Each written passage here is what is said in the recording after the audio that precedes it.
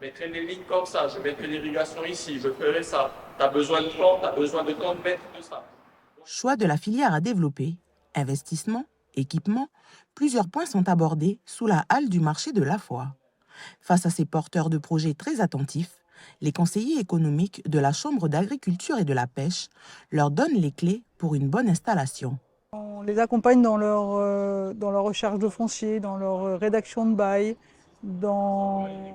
surtout dans les productions qu'ils veulent faire. On les oriente sur tous les aides qu'ils peuvent avoir, techniques, de formation, de financement.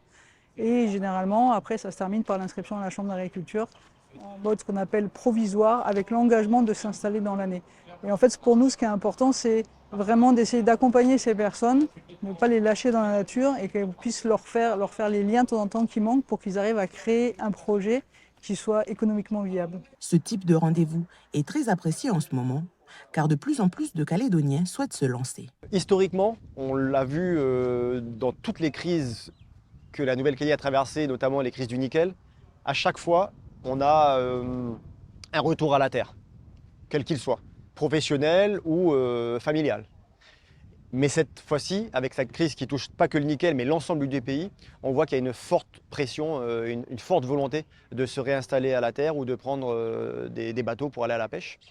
Et donc c'est pour ça que c'est très très important d'accompagner ces gens pour qu'ils fassent les bons choix. Vous savez, le marché est très problématique entre le nombre de surfaces commerciales qui ont disparu, certains consommateurs qui sont partis, d'autres consommateurs qui sont restés mais qui ont des problèmes de pouvoir d'achat.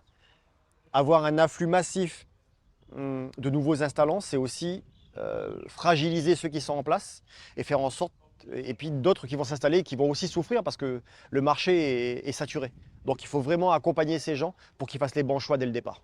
Angelo est satisfait de cette rencontre qui lui permet de gagner en confiance pour franchir le pas et demander un entretien personnalisé avec l'un de ses conseillers le lendemain.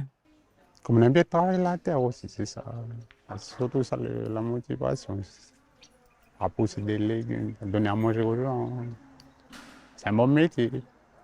Moi je trouve que c'est un bon métier. Comme on a toujours fait ça, c'est de la culture à nous, et surtout au niveau administratif. C'est que je suis venu chercher l'info, voir ce que...